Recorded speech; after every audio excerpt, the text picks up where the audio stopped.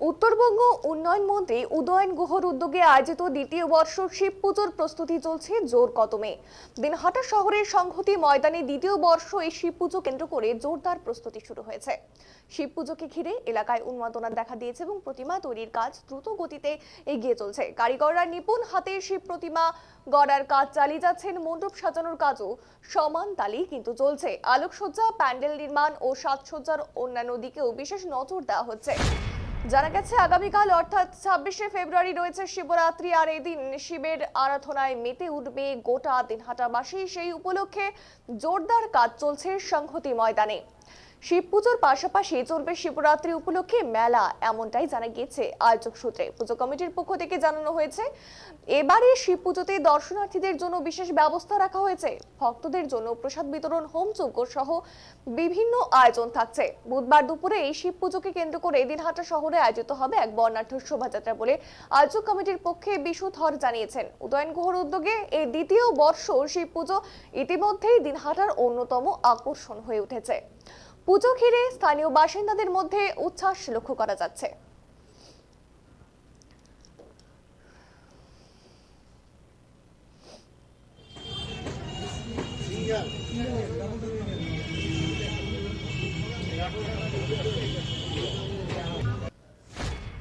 প্রথম কথা, শিব পূজা গত বছর হয়েছিল প্রথম।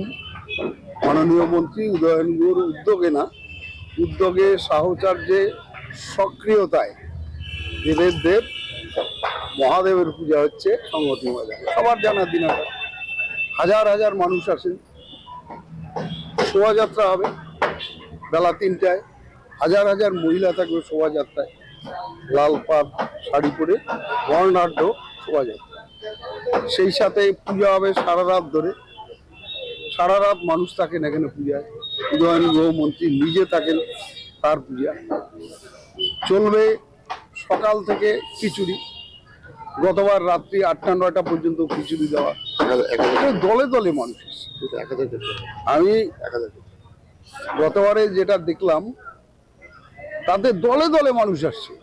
মানে সবচেয়ে ভালো লেগেছে যে শহরের যারা ভালো ভালো ঘরের মানুষ, যারা কোথাও খিচুড়ি খেতে যান না, কিন্তু এই মাঠে চলে সবাই খিচুড়ি নিয়ে আসছেন।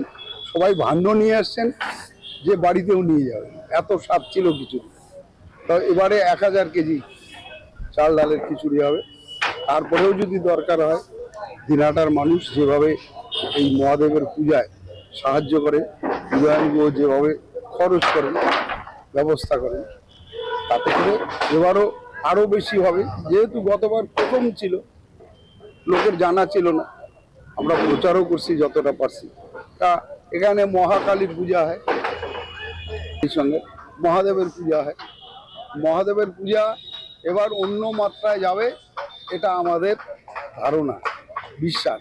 1 বছর পরেই বিধানসভা নির্বাচন, এটা কি কোনো বিজেপিকে রোধ করার একটা কৌশল কি এটা, আর ভোট টানার ক্ষেত্রে?